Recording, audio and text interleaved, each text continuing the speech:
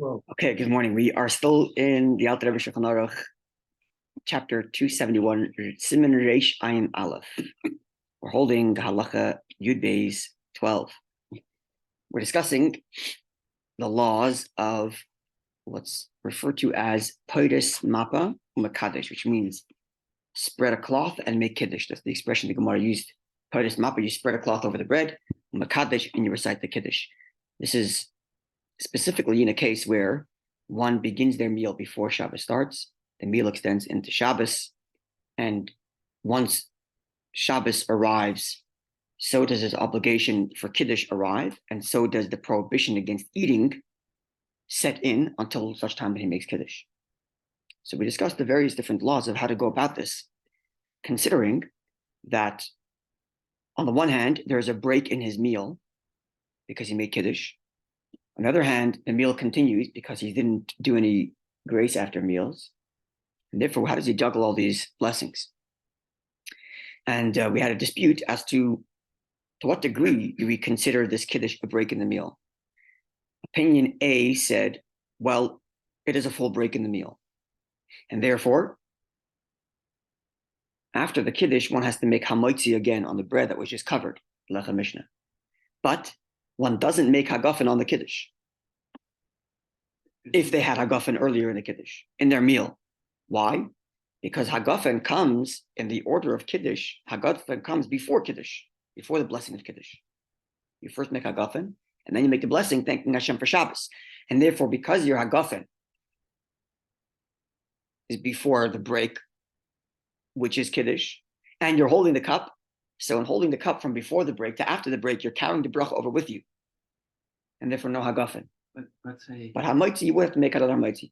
If you made Kiddush on hamotzi, if you made Kiddush on bread, and the same thing would apply, you would have make hamotzi because the bracha of hamotzi is being carried over because you're holding the bread throughout Kiddush. So that's the only time you can drink wine without saying hagafen. Well, you did, just not immediately. You made hagafen earlier. Yeah. Right? Okay, so that was opinion A. Opinion B said, well, no. Kiddush is not a break at all. It's just an obligation that you have to get out of the way, so to speak, so you can continue your meal. But it doesn't constitute a break in your meal. And therefore, no new bracha, moitzi, or hagafen. Therefore, said the Alter Rebbe, to avoid this issue of dispute, bench before the obligation of Kiddush sets in. This is key, that you have to bench before the obligation of Kiddush sets in. Because what we're about to discuss now is two different scenarios. One is where a person began the process of benching. Let's say he did my machronim, right? He cleaned his fingers, so he began the process a little bit. Or the person said, okay, guys, let's bench. Or in Yiddish, Rabbi Levi and Bentching. Or Rabbi Levi in Hebrew, right? But he didn't actually do the Berachat HaMazon, didn't do the benching yet, but he said he's going to. Right? That's one scenario where he didn't do the full benching, but he began the process. And specifically, issue number two is if the benching is being done after the obligation for Kiddush set in. The Alter Rebbe suggested to avoid the issues, make sure you bench before the obligation of Kiddush set in. But what if the benching was done or the process began after the obligation for Kiddush set in, so after Shabbos began? So now he has two obligations in front of him, his benching and his Kiddush. How does he juggle that? And that enters even into more disputes, some of which we might remember from our Gemara and Psachim. We touched upon some of these questions then. Remember, we talked about a little bit when a person may or may not combine Kiddush and benching. So we're going to discuss that now, because now this is the scenario. His obligation for Kiddush set in, but he began the process of benching, or maybe he mistakenly benched completely. Now what does he do with the cup of wine? He didn't have to bench. If he knew if he knew how to do the law, he didn't have to bench. He could have covered his challah, right? Or let's say he was trying to follow the Alter Rebbe's ruling, which said bench before the obligation of Kiddush sets in. But by the time he got to that, he realized the obligation set in already. Shabbos set. Now I'm stuck. What do I do? Right? Shabbos starts at 6:01, and at 5:55 he realized that's bench. And by the time he got to it, there's already 6:02 now. What do I do now? So the obligation for Kiddush is there, and so is the obligation for benching. How do I juggle all of this? This is where we are presently. Okay, so let's read. The all the above, which is, did Kiddush end my meal or not? is kishaloi amarat, and therefore, in the best case scenario, he should bench before the onset of Shabbos, before the obligation of Kiddush kicks in, end your meal then, and then restart a new one afresh. Once Shabbos comes in, a meal especially for Shabbos, with Kiddush before, as is proper, like you were describing yesterday. You ate something in the afternoon, but then maybe you even had full supper. But then you went to Shul, Mincha, Ma'ariv, come home, make Kiddush, and have a meal, finish, good. That's what you should have done. Yeah. But, and then this is all, Kishaloi Omar Adayin, he never said, could you bring me a cup? Let's bench. He never said that.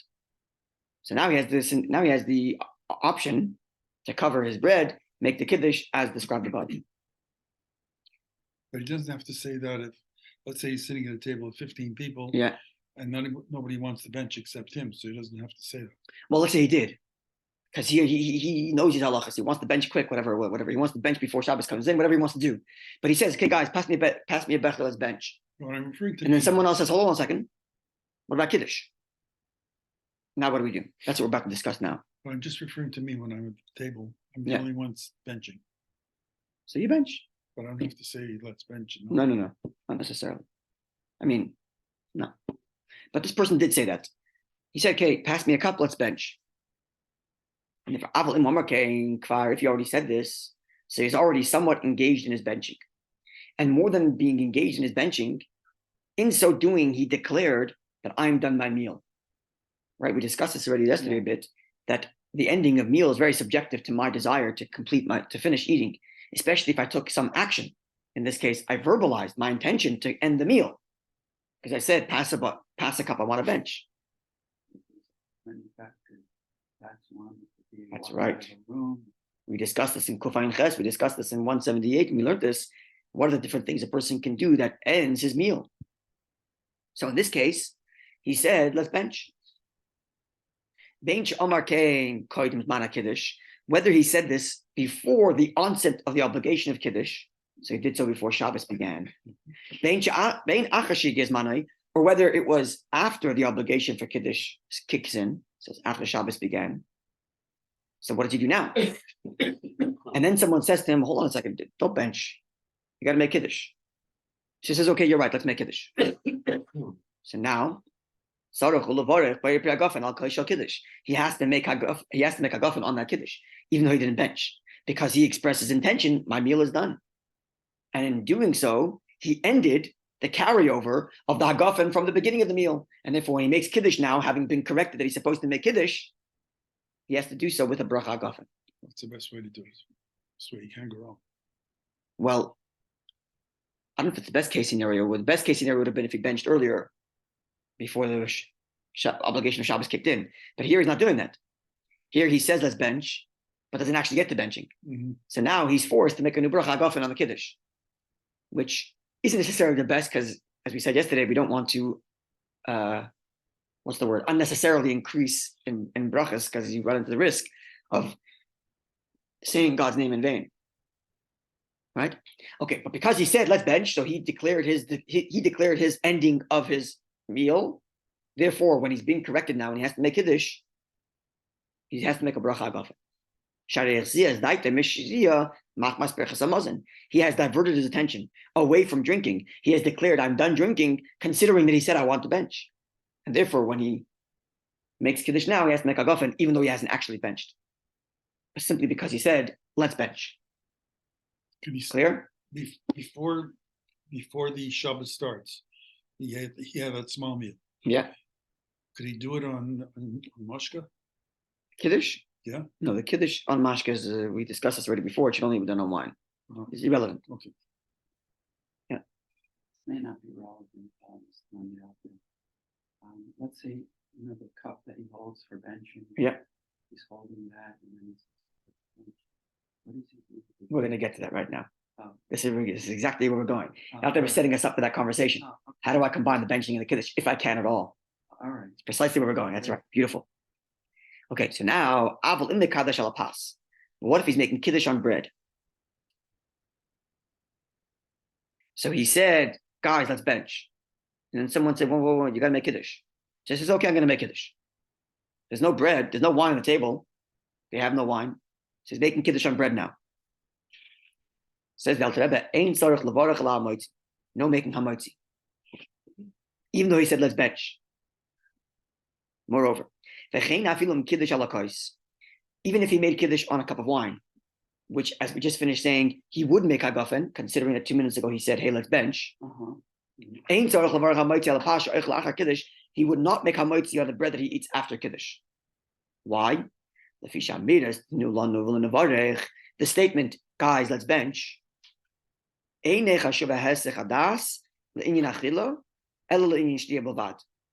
That declaration, guys, let's bench, is only enough to consider his drinking meal over, but not enough to consider his eating meal over. As explained in chapter 179, which we didn't learn. We learned 178. We learned 178, not 179. 178 discusses the break of a meal when you walk out of the room. That we learned. 179 discusses the break of a meal when a person says, let's bench, or a person does ma'am achronim, right? Or a person clears a table. We didn't learn those laws. But there it said, actually a bunch of different opinions. But one opinion is, and this seems to be the dominant opinion, that when it comes to eating, we assume that a person eats one thing after the other. Meaning to say a person, let's say, goes to the cabinet and says, I'm going to have one cookie. So he takes out a cookie and makes mazonos. Halfway through that cookie, he's like, you know what, I want a second one. So the halacha is, he doesn't make another mazonos. Because we assume that when that even though you thought you were going to only eat one cookie, once you start eating, one thing leads to another.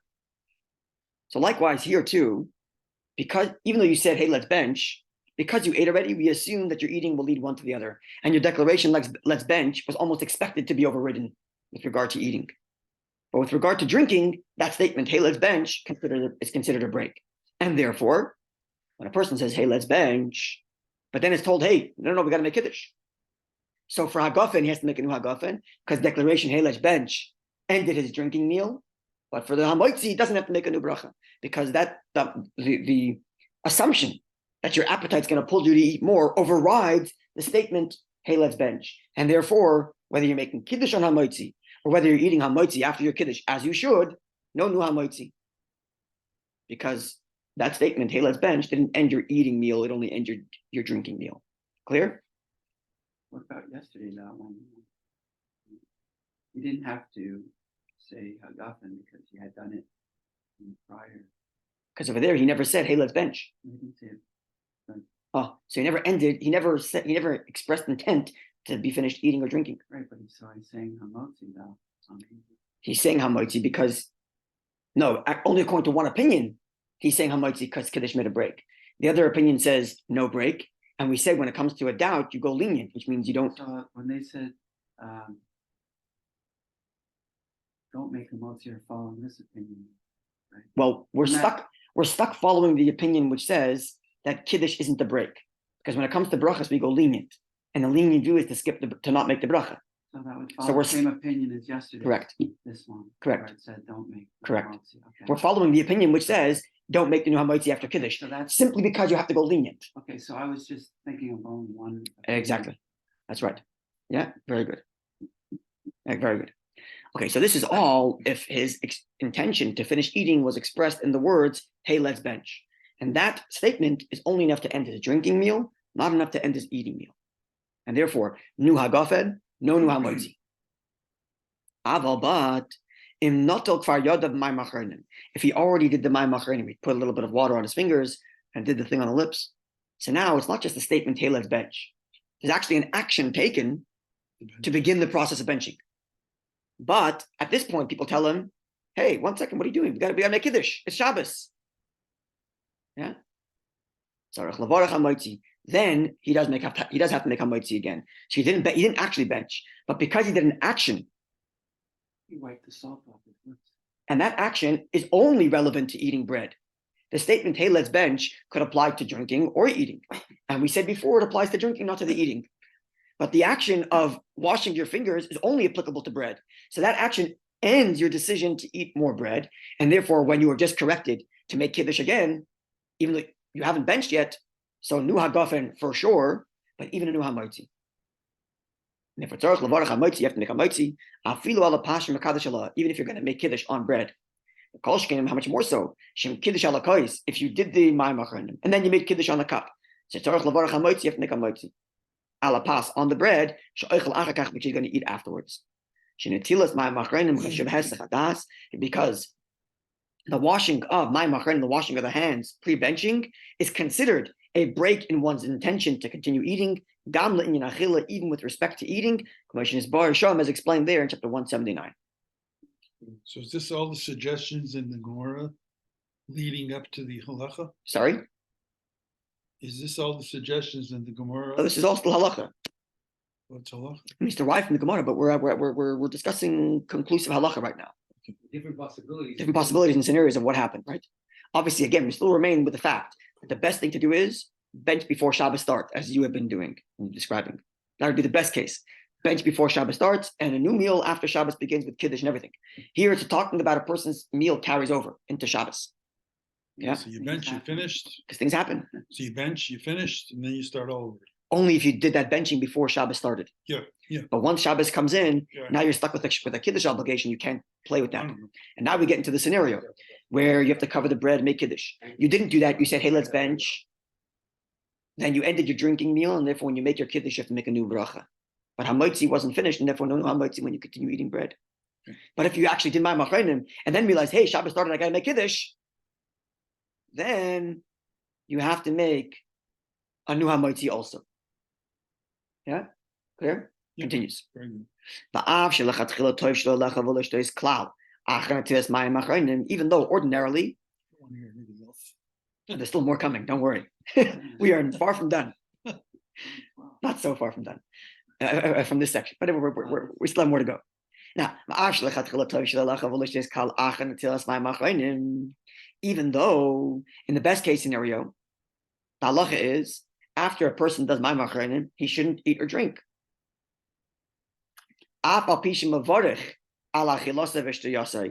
Even though afterwards, after his mayim achronim, if he does eat or drink, he makes a new bracha. Anytime, if you anytime do mayim achronim, and then hey, I decide you want to eat more cake, you have to make a new bracha. Or you decide you want to eat more bread, you got to make a new bracha because you already began the process of benching because you did the mayim achronim, right? And then and then when you actually get to benching, you have to go again and do mayim achronim over, right? So if you did mayim achronim on a regular Tuesday, you did mayim achronim, and then decide you want to eat more, make a new bracha, and then when you actually do get to benching, you got to do mayim achronim again, right? You got to wash your fingers and lips again, as is explained in chapter 179, right?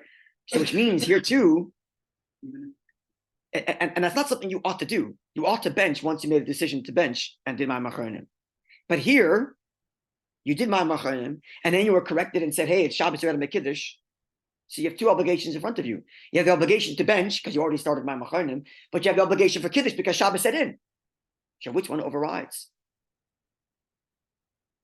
Which one overrides? Kiddush. But here,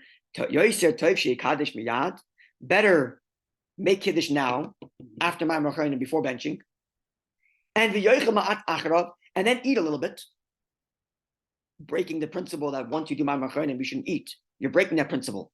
You're making Kiddush and eating, because you have to eat something post Kiddush, which means eat some bread. So that your Kiddush should be in the place of your meal that follows the Kiddush, as per halacha. So that's better. Better than making birchas hamazon right away, making the benching right away, because hey, I did mayim achronim. The kaddish achakach and make Kiddush afterwards. So after he eats after Kiddush, does he then just continue his? He has to make mayim achronim again and bench. And then continue his meal, or make a new. No. Then No. does a motzi and then. He does the paris mapah we described earlier. He covers the bread, makes Kiddush, eats, and then benches whenever he's done. The uniqueness here is that he's doing so even after he did mayim achronim. And ordinarily, the halacha is once you do mayim achronim, you got to follow through with benching. But here, you're overriding that principle in order to give Kiddush its proper due right now. And he's going to explain why. So he eats something after the Kiddush, and then he goes and benches. And then does mayim achronim again and benches. Again and benches. That's right. Whenever he's done. Now he should do that rather than bench now and do Kiddush afterwards, which would have been the halacha if we were to give benching its more precedent because Ma'amar Achronim began the process. Now, why should you do that? Why does Kiddush override? This explains. If he were to bench now and then do Kiddush afterwards, he's going to enter into a number of disputes which he cannot reconcile between. And here we go. Ready for all these opinions? So in other words, like this, let's just imagine the guy did Ma'amar Achronim. It's now Shabbos, so he has an obligation for Kiddush, and he has an obligation to follow through with benching because he did Ma'amar Achronim. The Alter Rebbe said, delay your obligation to do benching and make Kiddush now, and make benching at the end with a new Ma'amar Achronim. And he's telling you that because if you were to do the other option, which means if you were to follow through with benching and then do Kiddush afterwards, you're going to run into a number of problems. So here are the problems a person would enter to if once Shabbos began, right? Yesterday the Alter Rebbe said the way to avoid all the issues is bench before Shabbos begins. But this guy didn't do that. He benched after Shabbos began. And now he has to make Kiddush after his benching. Here are the problems he's running into. Ready? So, number one, what's the big problem? One big problem is you cannot drink before Kiddush. He's into 2 time zones. That's right. And now, if I'm holding a cup of wine during benching, can I drink that cup of wine? I haven't made Kiddush yet. If I did benching before Shabbos set in, okay, so I could drink my cup of wine because before Shabbos came in. But once Shabbos came in and my obligation for Kiddush is here, and now I'm making benching, what do I do with this cup of wine? I can't drink it because, hey, Kiddush is right here. Yeah, so let's see. Because some say, he should make hagafen after his benching on this cup that he held during benching, and drink it. So one opinion says, override the prohibition against drinking before Kiddush, drink your cup because of your benching, and then and then when you make Kiddush, don't make a new hagafen. Because you've already covered your hagafen with the hagafen you just made after benching. So this is opinion A. Opinion A is like this. Shabbos began, you by mistake made benching. You shouldn't have, but you did. And now you're holding a cup of wine upon which you benched. So opinion A says, okay, you're stuck. You made Kiddush on the bench. You made a benching on a cup. You got to drink it. Make hagafen, drink it. Now I have Kiddush in front of me. I'm not going to make a new hagafen because I just drank. That's opinion A. Follow? Seems like you're trying to cover 2 types of bracha in one. There's the and problem. Oh, maybe it's a new cup of wine, but you still can't make hagafen because you already did the hagafen on your post-benching cup. That's opinion A. Okay, opinion B. So what if he does it, he benches with a cup of wine, then he goes to another room when Shabbos starts. Well, Shabbos already started. Okay. Which So is if he benched before Shabbos started, no problem. But he benched after Shabbos started. So it doesn't matter if he went to another room or not. Makes no difference. He's still the same problem. Right? So opinion A says, you held the cup during benching, you have to drink it. So as soon as benching is over, hagafen, drink your wine, even though you're not supposed to drink before Kiddush. Too bad. In this case, you have to because of benching. But now that you drank a cup of wine with hagafen, when you make Kiddush in a minute, don't make hagafen. That's opinion A. Clear? Mm-hmm. Opinion B. Others say, you should not drink anything of the cup of wine over which you just benched. Because you didn't make Kiddush yet. You can't drink before Kiddush. We had a case like that. They carry over to the therefore, and don't make hagafen on that cup. So you hold the cup during benching. So it's like Havdalah case or something. That's right. This is where it all comes from our Gemara in Psachim. How do you explain the Gemara where it talks about the interconnectability? Exactly. That's right. That's where it's coming from. So all these opinions are based on that Gemara we just discussed, that you're making reference to, where the Gemara talked about the guy came home, only has 1 cup of wine, right. He's got to eat, and he has to make Havdalah. How does he combine the 2?